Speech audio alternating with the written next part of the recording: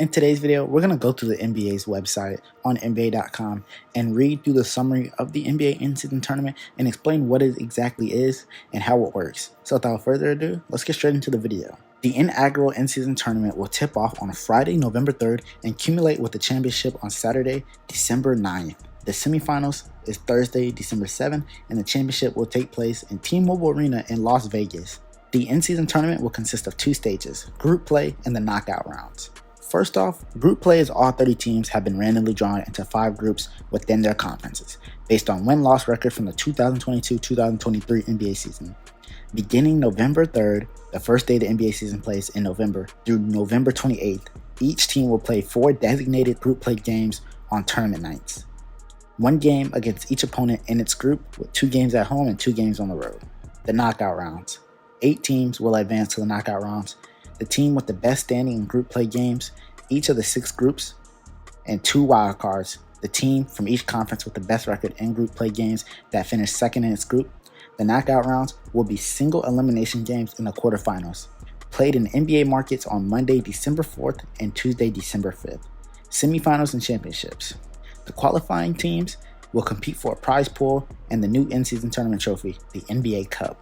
All 67 games across both stages in the NBA season tournament will count towards the regular season standings, except the championship game.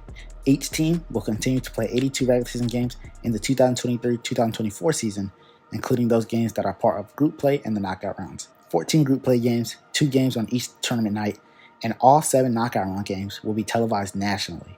The game and broadcast schedule for the in-season tournament will be announced in August. Tournament details. To determine each team's opponents in the group play games, the 15 teams of each conference were divided into 3 groups of 5 teams via random drawings. The teams and groups are the Grizzlies, Suns, Lakers, Jazz, and Blazers, that's Group A in the West, Nuggets, Clippers, Pelicans, Mavs, and Rockets, that's Group B in the West, Warriors, Kings, Thunder, Spurs, that's Group C in the West. Now on the eastern side of things, you have the Sixers, the Cavs, the Hawks, the Pacers, the Pistons, that's East A, and in East B you have the Bucks, the Knicks, the Heat, the Wizards, the Hornets, that's Group B in the East, and now Group C in the East, you have the Celtics, the Nets, the Toronto Raptors, the Bulls, and my Orlando Magic. Before the drawing, each team was placed into a pot based on its record from the prior season.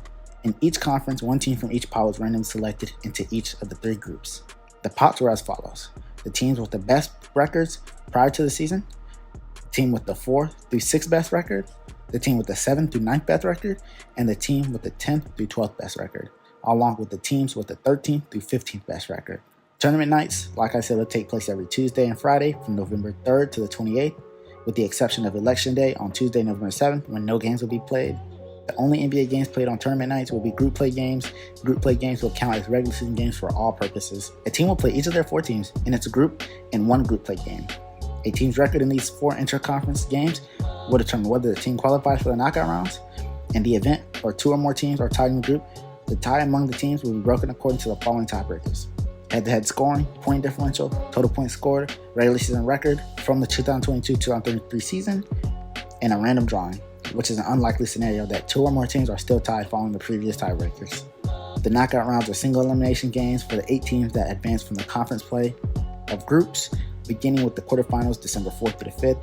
Teams that will win will progress to the neutral site semifinals on December 7th and then the championship on December 9th.